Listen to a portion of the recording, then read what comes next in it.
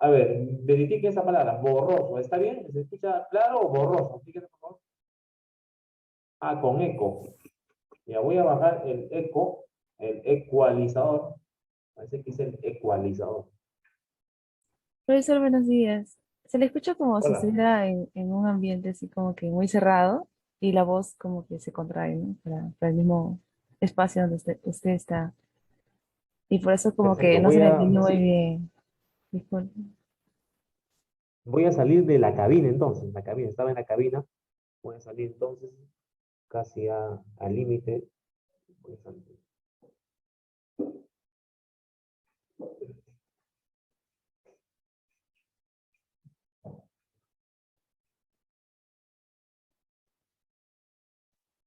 Bien, ahora sí, parece que ya se fue el eco, se fue el eco. No, tampoco, no estoy en una caja, no voy a creer que es una caja. Ahora sí ya, estamos en verano y la puerta tiene que estar abierta, la ventana también abiertas, también para evitar el Omicron.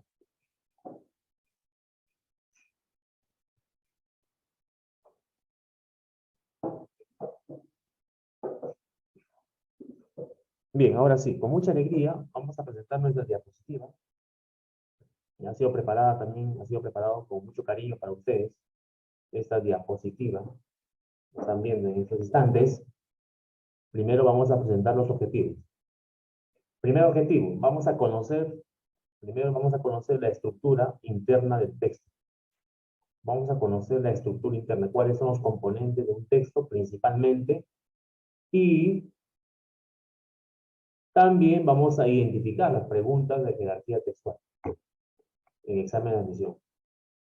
Todas las preguntas del ciclo repaso, no solamente de razonamiento verbal, también de todos los cursos, son preguntas tipo DECO, son preguntas de examen de admisión y cumplen con rigor para evaluar a los alumnos.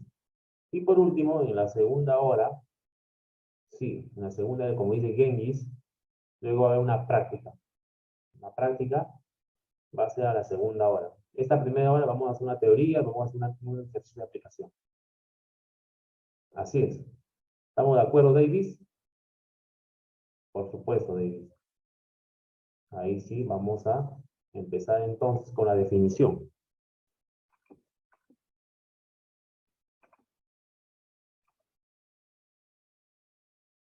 ¿Así?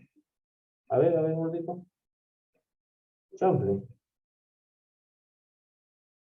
Ah, ya, perfecto. Muy bien, Joel, tiene razón. Gracias, Joel. Gracias, Joel. Gracias, Joel. Ah, ya, tiene razón. Sí, sí, tiene razón. Ya solamente, solo nos queda la práctica, ¿no, David? Muy bien, gracias, David. Excelente. Gracias también a Guido. Gracias también a Joel. Sí, es una hora, como dice Joel. Gracias, Joel, desde San Juan de Urigancho. Gracias, gracias. Bien, entonces, ya como dice el profesor, usted ya hizo la teoría, solamente nos falta la práctica. Acá está la práctica. Entonces, vamos directo, con mucha alegría también, a resolver la práctica. Vamos a pasar de frente. Vamos, a, vamos al texto número uno. Al texto número uno.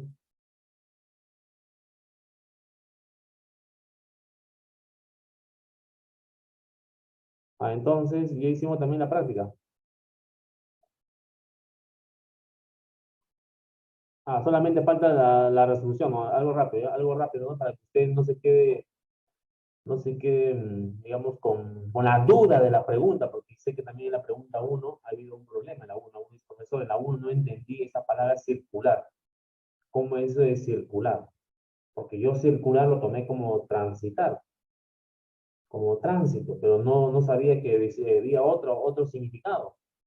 Porque recuerda que estamos en el contexto de la enfermedad, del coronavirus. Y como hablamos de un virus, el COVID-19, entonces dice, o al menos no dejar de circular en el mundo. Al decir circular, no te está diciendo que el virus va a transitar. Transitar, hablamos pues de peatones, vehículos, pero acá en el texto se entiende, y aquí sí hago hincapié, dice, cuando dice, o al menos no dejar de circular en el mundo en el corto plazo, enfermedad de la que poco se sabe. Es decir, el autor señala que como se sabe poco de ese virus, o al menos lo necesario, la gente todavía se siente como en zozobra, en incertidumbre. Y en ese sentido, el autor señala que mentalmente, los seres humanos, también somos muy influenciables. Mentalmente, nosotros como seres humanos también no podemos sufrir ciertos sesgos, a veces dejarnos llevar por ciertos pensamientos, y esto podría generar también, a la larga, una enfermedad mental, como está ocurriendo. Dichos sesgos, oye, acá hago hincapié porque aún no me pregunta, profesor, ¿qué es un sesgo? ¿Qué es un sesgo?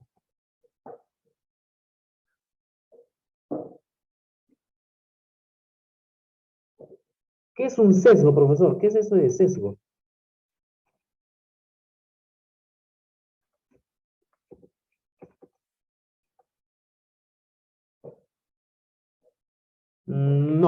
No tanto miedo, sino el sesgo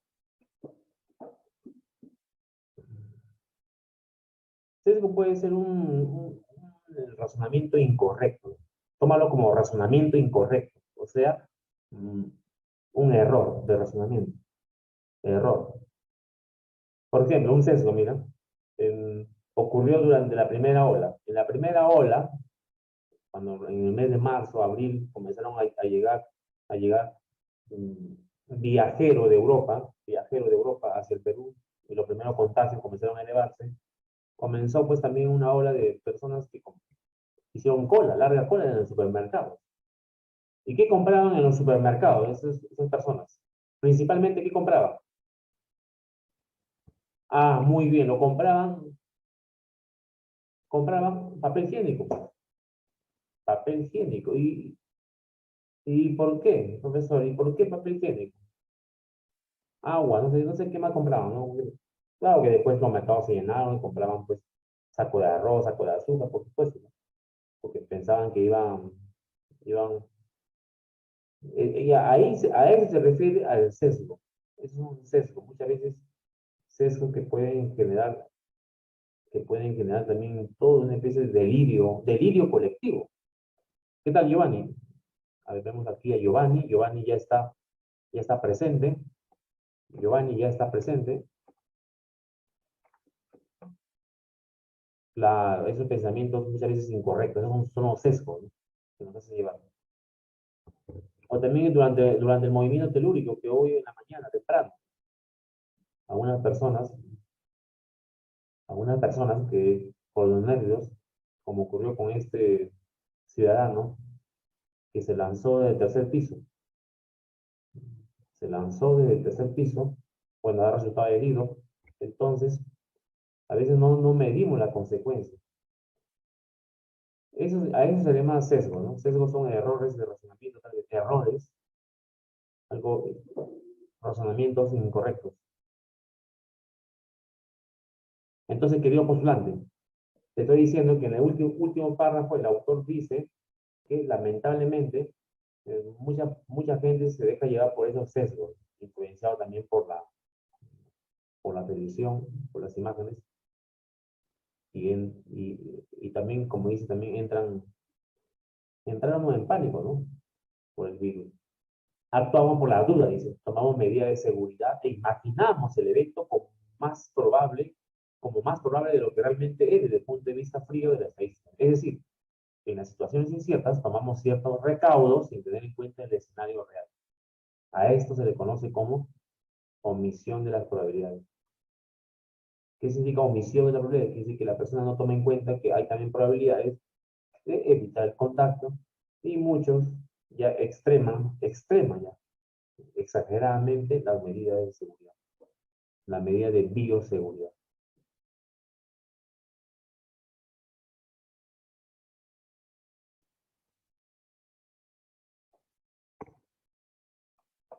Finalmente, a esto se le conoce como omisión de probabilidades, y es un sesgo que ocurre cuando reaccionamos por el evento emocional y no por la posibilidad real.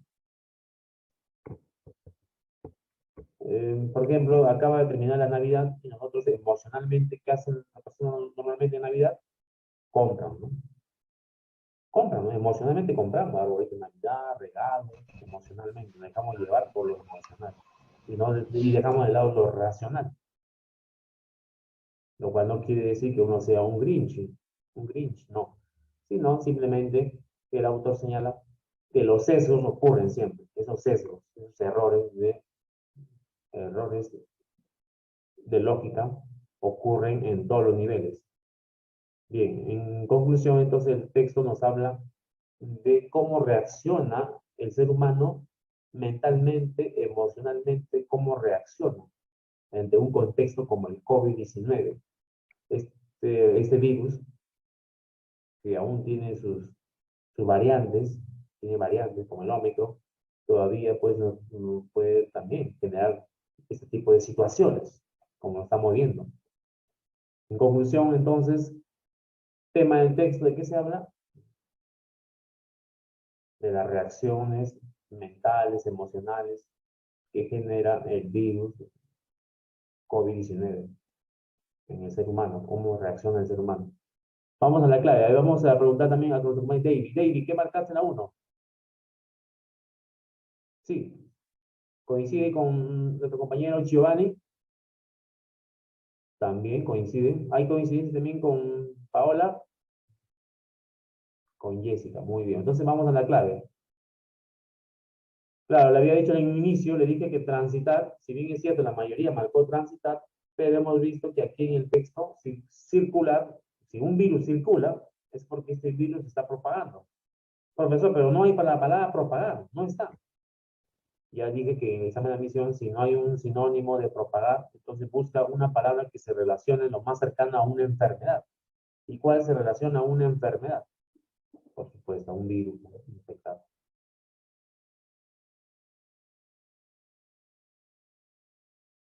Así es, David, claro, correcto.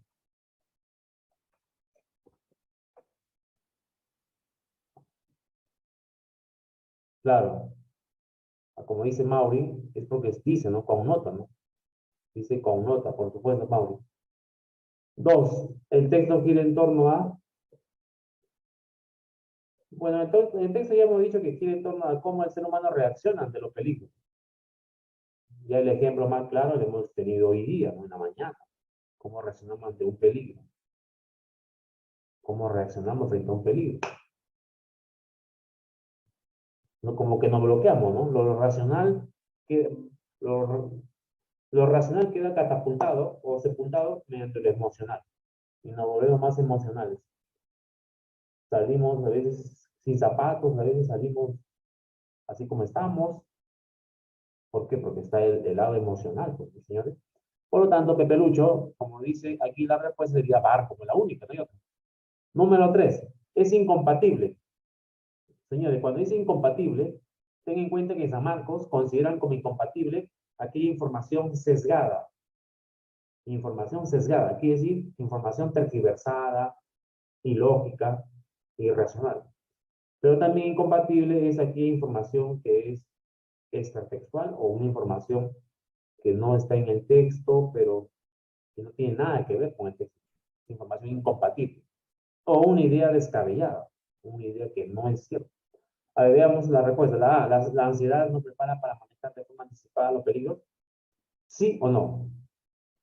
¿Verdad, no? ¿Sí? ¿Verdadera? Sí, ¿no? Nuestras reacciones frente a la pandemia no siempre son lógicas, no siempre son lógicas. Por supuesto que no siempre son lógicas. ¿Cuántas personas ya lo vuelvo a repetir en el supermercado?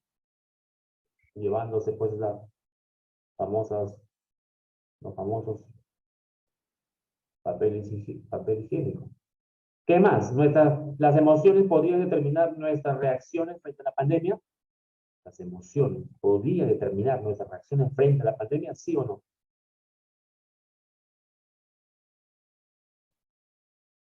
¿Sí? ¿Verdadera? El miedo es generado por la ansiedad y esto es generado por la incertidumbre. ¿O es al revés? El miedo es generado por la ansiedad Y esta, o sea, la ansiedad es generada por la incertidumbre. No, la incertidumbre genera ansiedad. Recuerda, la incertidumbre genera ansiedad. Por lo tanto, es al revés ahí. La clave, como dice por ahí la respuesta, incompatible, ¿no? Dado sería. Dado. Profesor, y la C, como dice por aquí,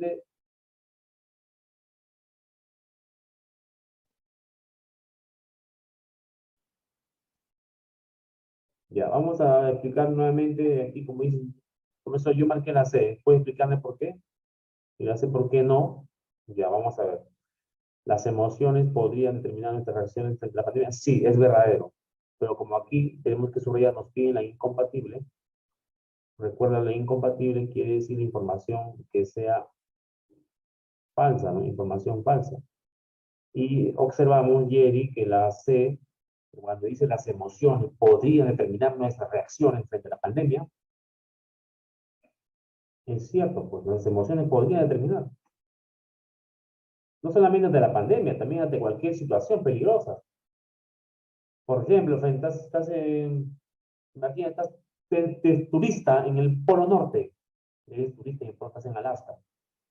De pronto aparece por ahí un oso polar, hambriento, que está sin comer desde hace ya semanas. ¿Qué hace tu cuerpo? ¿Cómo se prepara tu cuerpo? Tu cuerpo reacciona, rápidamente prepara, ¿no? Alerta, comienza, tu corazón bombea rápidamente la sangre, comienza a bombear, todas las arterias circulan por ahí y tu cuerpo reacciona inmediatamente, corres, sales corriendo, disparado. Así es, sacas fuerza de donde sea. A eso se llama la reacción. Bueno, las emociones podrían determinar nuestras reacciones frente a la pandemia. Es verdad, es verdadero. Sí, vamos a tu 4. Por supuesto, en Animal Planet, por ejemplo, nos enseña mucho, ¿no? Nos enseña mucho sobre este tema, sobre ese tópico. Pregunta número 4. En la pregunta 4, el texto se infiere, se deduce.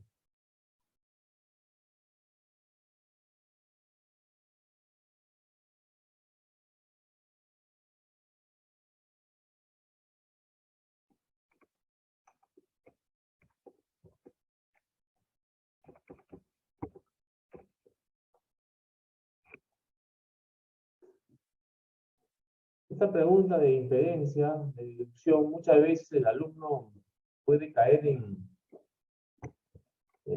error, a veces puede caer en error. Entonces, vamos por partes. Se infiere del texto que la incertidumbre podría generar una actitud hipocondríaca. ¿Podría o no podría? La incertidumbre podría generar una actitud hipocondríaca.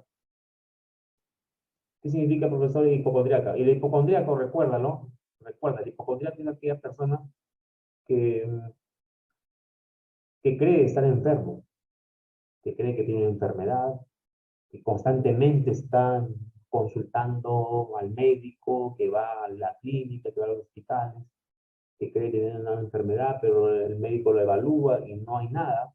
Dice, el médico dice, no, señor, es emocional.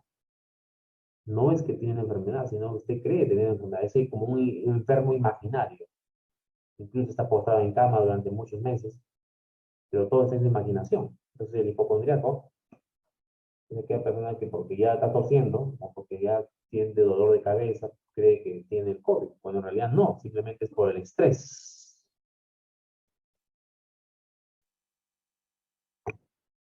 La B, por lo general los mecanismos heurísticos presentan sesgos. Profesor, ¿qué demonio significa heurístico? ¿Qué es eso de heurístico? ¿Qué puede implicar? Ya vamos a explicarlo paso a paso. ¿Qué es heurístico? En el texto habla de heurístico, por supuesto. Pero ¿qué son mecanismos heurísticos? Los mecanismos heurísticos serían como esos mecanismos que usamos los seres humanos cuando vamos a solucionar un problema. Cuando solucionamos un problema. Por ejemplo, tenemos un problema del agua, ¿no? Tú dices, abres el caño y no sale agua. ¿Qué haces tú por lógica? Y eso que tienes un tanque de agua arriba, tienes un tanque de agua en el tercer piso, en el cuarto piso tienes un tanque. qué raro, dice, ¿qué ha pasado? ¿Está fallando el tanque? ¿Está fallando Sedapal? ¿Qué está fallando? ¿Una tubería? ¿Qué? Entonces, tu mecanismo heurístico, ¿qué te dice? Tengo que verificar la llave general. Vas a la llave, ¿no? Abres la llave y comienzas a verificar. Ah, ya no sale agua, pero dice sí sale agua, qué raro. Si sale el agua, para que se mueva entonces el, el lugar donde se aparece siempre, ¿no? Evalúan siempre cuando levantan la tapa del buzón, comienzan a evaluar, ¿no? Entonces, postulante, tienes que tomar otro mecanismo, pues, verificar, pues, si de repente no hay una tubería que se ha roto, que hay una fuga de agua, ¿no? ¿Qué ha pasado entonces? De repente un vecino, por ahí. La caja, ¿no? Como dice el Laguerre, tienes que fijarte bien en la caja. Entonces, son mecanismos heurísticos. Entonces, en pocas palabras, mecanismo de heurístico tiene que ver con procesamiento lógico. Procesamiento lógico. Pero ¿qué sucede con los seres humanos? ¿Es verdad que por lo general los mecanismos heurísticos presentan sesgos? Sí, pero está en el texto, ¿no? Eso lo dice el texto, es verdad. Pero lo dice el texto, no es inferencia. La B de barcos está en el texto. La C también, ¿o no? La pandemia de coronavirus permanecerá por siempre en el mundo. No, la C no lo dice el texto, tampoco no dice que permanecerá en el mundo. Simplemente no sabemos. Al menos si fuésemos pitonizos, sí. Si fuésemos pitonizos o videntes, o como el chamán del norte. La D, ¿el coronavirus genera muchos problemas económicos? Bueno, en el texto no lo dice, no está hablando de los problemas económicos. En el texto habla de problemas económicos, entonces se sale del tema, ¿no? Entonces, ¿cuál es la respuesta? La A sería la respuesta. ¿Por qué? Porque el autor señala de que mucha incertidumbre, muchas dudas al respecto. Nosotros podemos tomar incluso medicamentos, no sé, había muchos medicamentos que habían tomado pacientes para poder prevenir el COVID. Correcto, muy bien postulado. La ivermectina, creo que era, ivermectina, no sé cuán eficiente era la ivermectina, o también cloro, no sé, cloro, no sé qué, clorito, ¿no? Clorito. Entonces son,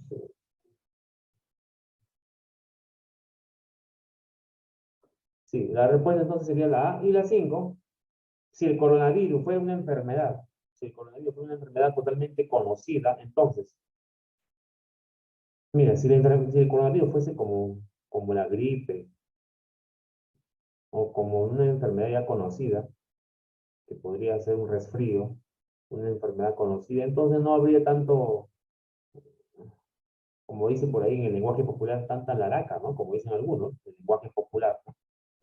Tanto aspaviento. Por lo tanto, la respuesta, señores, sería la opción B de barco. ¿Está bien? ¿Te conforme? ¿No generaría incertidumbre? Sí, no generaría incertidumbre. No habría la incertidumbre.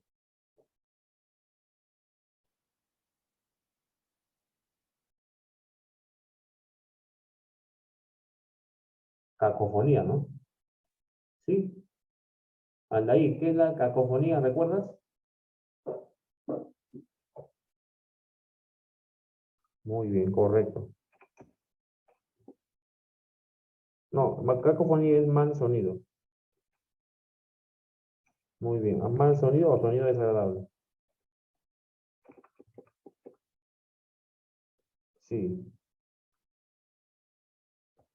por supuesto. Mal sonido sería, ¿no? Sonido desagradable.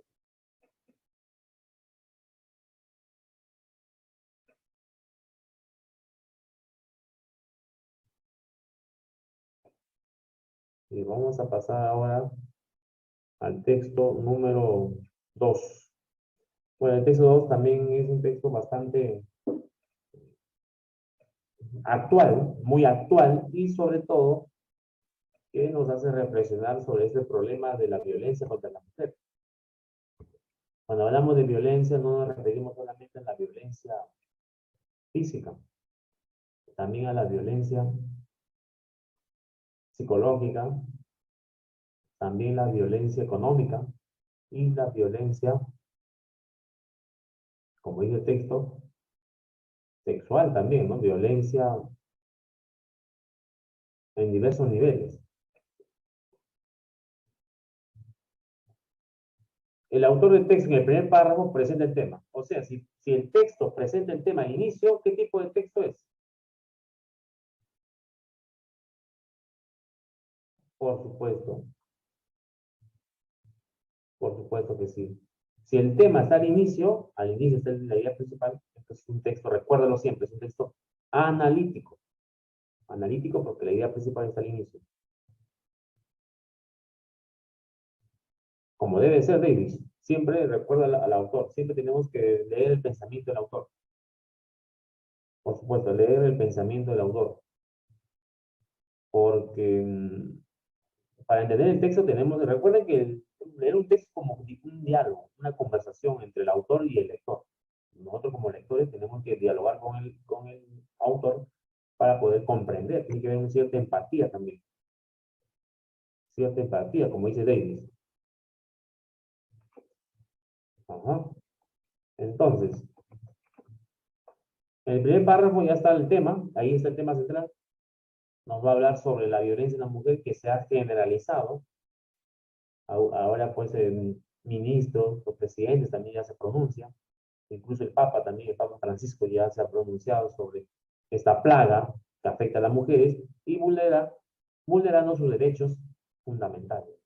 El derecho a la vida, el derecho también al libre pensamiento, atentando contra su vida e impidiendo el desarrollo de una sociedad inclusiva y democrática.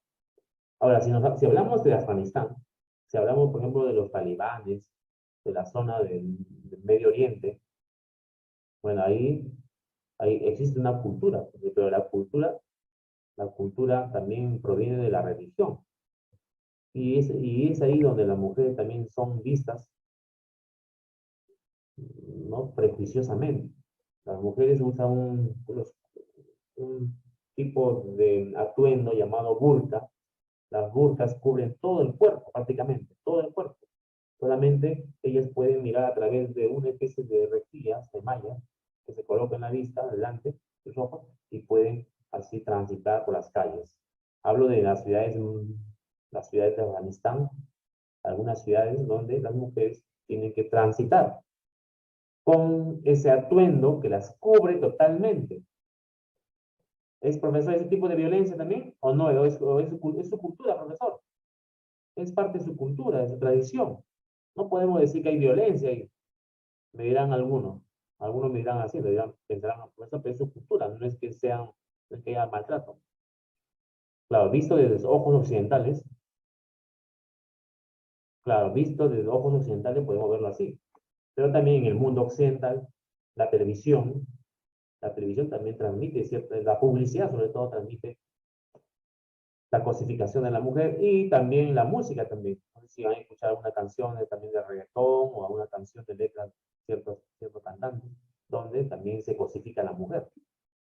Es también una forma de maltrato desde el punto de vista de Occidente, de Occidente. Porque así también como uno observa el mundo oriental de los talibanes, ellos también pueden estar juzgando y diciendo, pero si ellos también publican sus revistas, tienen sus canciones que denigran a la mujer, si los occidentales también tienen su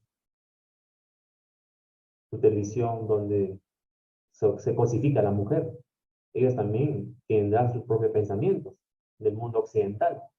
Entonces, postulante, en realidad, pues en todo el mundo, ¿no? En todo el mundo, la violencia, como dice la autora, se ejerce en todos los niveles socioeconómicos, no solamente es de los niveles económicos muy bajos, sino también en niveles económicos también altos. Y también en diversas zonas, urbanas o rurales. Como dice el texto aquí en el segundo párrafo, la violencia que ejercemos en la mujer es un problema ya que obedece a estructuras jerárquicas patriarcales. ¿Qué es eso en cristiano? ¿Qué es eso de jerárquicas patriarcales?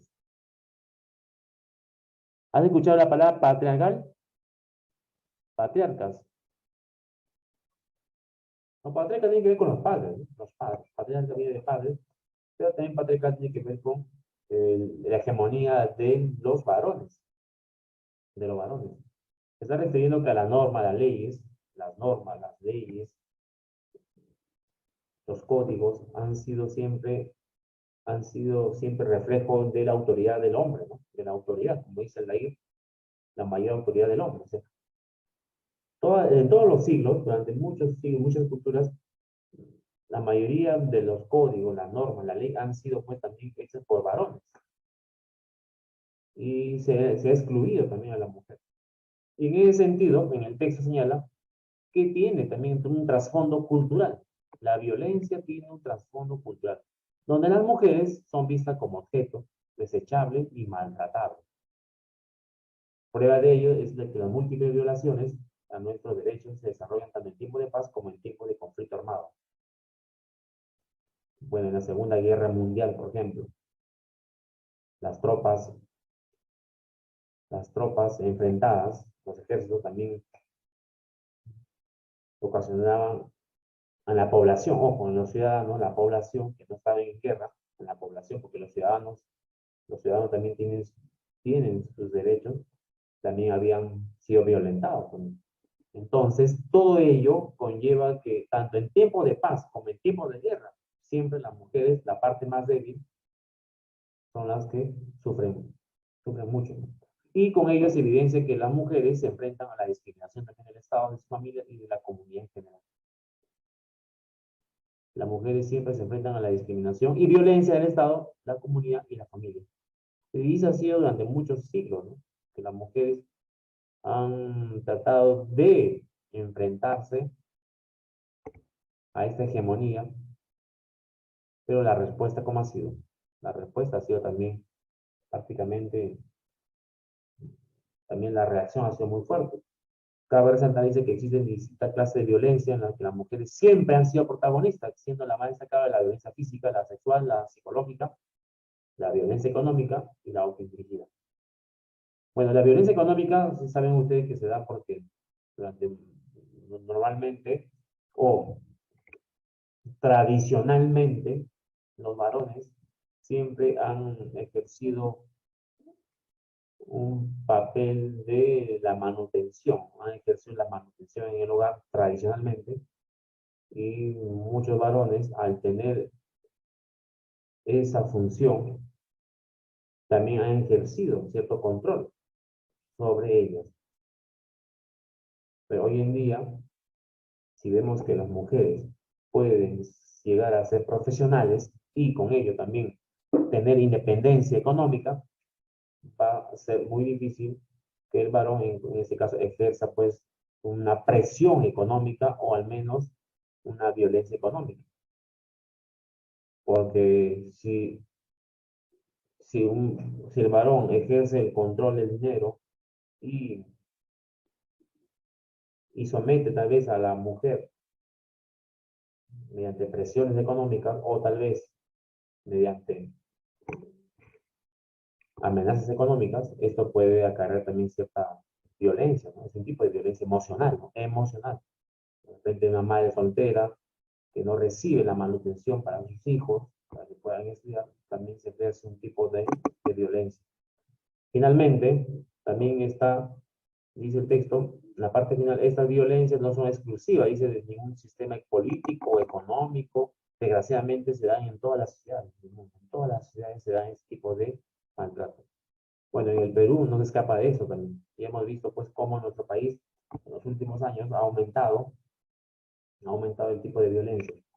Y más todavía con el aislamiento social, con el confinamiento, muchas parejas tuvieron que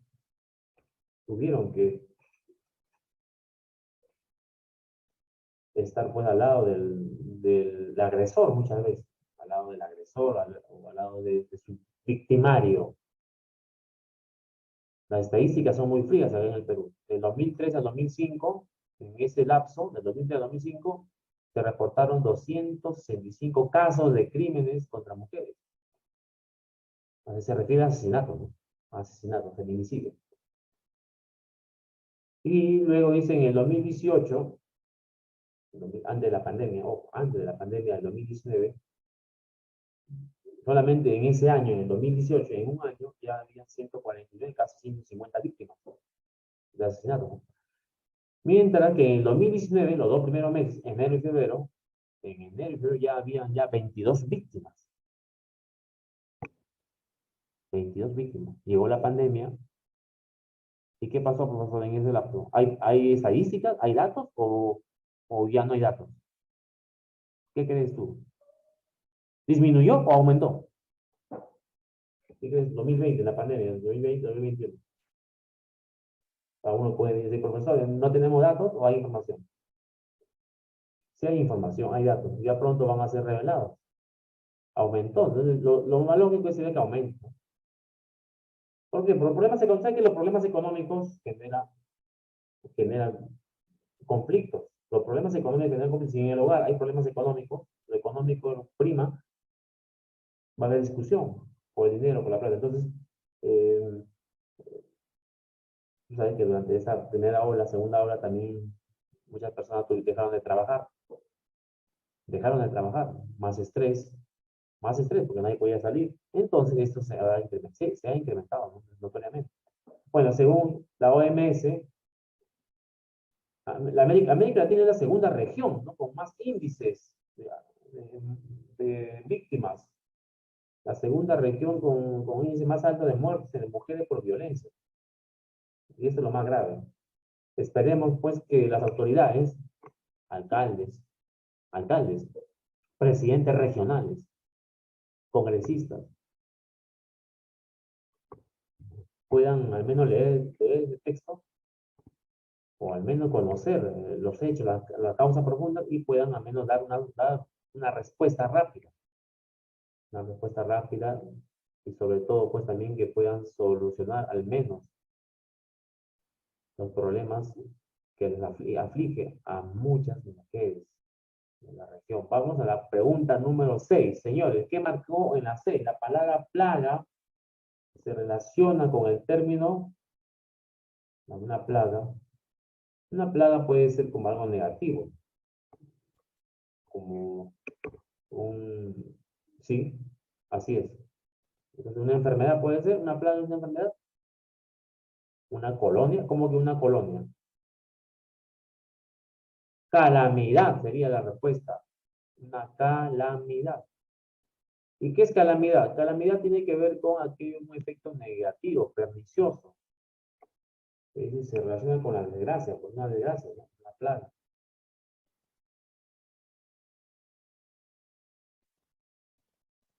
Muy bien, David. David está aplicando ahí el método heurístico. Muy bien, este método heurístico, metodológico. Excelente. Gracias, David. Vamos a la pregunta 7. La intención es, la intención principal de la autora es,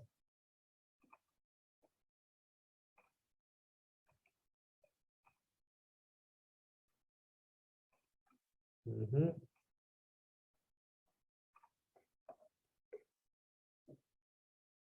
Eric, dice, ya está la clave, Eric, muy bien, la intención, la violencia, la cuestión de la violencia ejercida contra la mujer en la sociedad puede ser cuestionar, correcto, pero también hay otra posibilidad, pues alertar acerca de la violencia generalizada contra la mujer, porque la autora señala que es a nivel mundial, es a nivel mundial. Así como mucha población, muchos organismos se han unido, así como muchos organismos, la OMS, la Organización Panamericana de la Salud, se han unido para luchar contra el COVID, también los países, los organismos tienen que unirse para luchar contra esta plaga, obviamente. Entonces la respuesta entre la opción C y barcos, ¿cuál es mejor? Alertar, bueno, sobre todo alertar sobre la violencia generalizada contra las mujeres. 8. Es concordante, es concordante con el texto decir que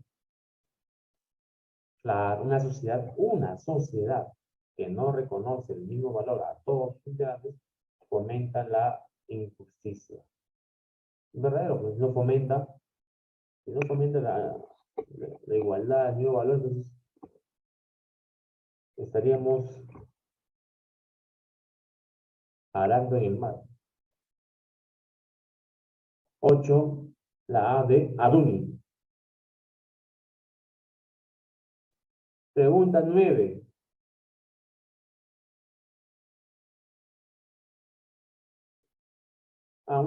Sí, Eric, sí, por supuesto.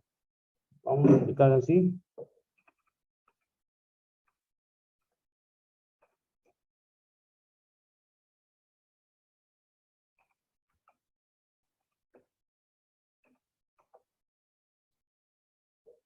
¿En qué pregunta, Aarón? ¿En qué pregunta? Aarón dice, ¿por qué no sería la D? Me pregunta. La D, ¿en qué pregunta? En la 8, ¿no? Ya, a ver, rápidamente. Vamos al grano, como dice mi dermatólogo. Vamos a la 8. A ver, la D, ¿por qué no puede ser, profesor? La D dice, las mujeres están sometidas a múltiples estereotipos estéticos implantadas por el machismo. Ya, pero la pregunta, en el texto nos habla de estereotipos estéticos. ¿Qué es un estereotipo estético? Estereotipo estético. Y estereotipos son imágenes o patrones. ¿No? Estereotipos son todas las imágenes o prejuicios también que tenemos sobre la mujer. Pero dice estéticos. Como dice estético, está refiriendo, por ejemplo, a la belleza, ¿no? Estereotipos estéticos. Entonces, la mujer está sometida a múltiples estereotipos estéticos implantados por el machismo. Quiere decir que la mujer, según lo que yo entiendo de la D, esa quiere decir que la mujer, los prejuicios que puede tener un varón es que todas las mujeres tienen que, por ejemplo, supongamos, ¿no? Un estereotipo puede ser de que las mujeres siempre tienen que tener el cabello, por ejemplo, el cabello, no sé, pintado, o siempre la mujer tiene que, ¿no? Tener cierta talla estética, de repente ciertos patrones de belleza, pero aquí en el texto no está en discusión eso.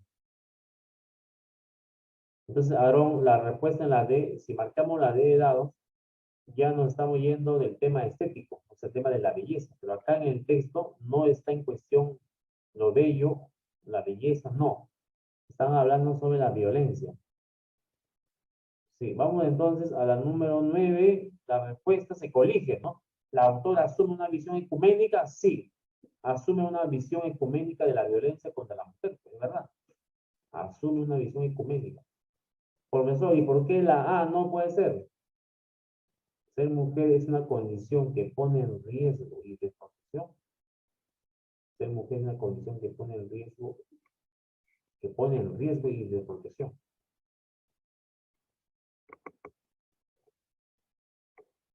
Bueno, para poder responderla, ser mujer es una condición que pone en riesgo y desprotección. En realidad es el mismo sistema, ¿no? El mismo sistema patriarcal que genera estas condiciones.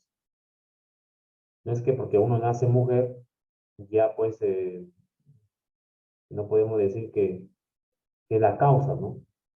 Me parece que está hablando que la mujer es la causa o es el factor principal de lo que de su desprotección, cuando en realidad no es así.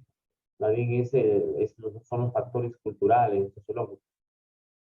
Y la 10, en relación al texto, si el Perú logra hacer una sociedad más inclusiva y democrática, entonces, Jerry, obviamente que si se respetarían los derechos fundamentales de las mujeres, en todo sentido, se respetaría sus decisiones, se respetaría también su toma de sus ideas, su pensamiento. Sí, 10, la B de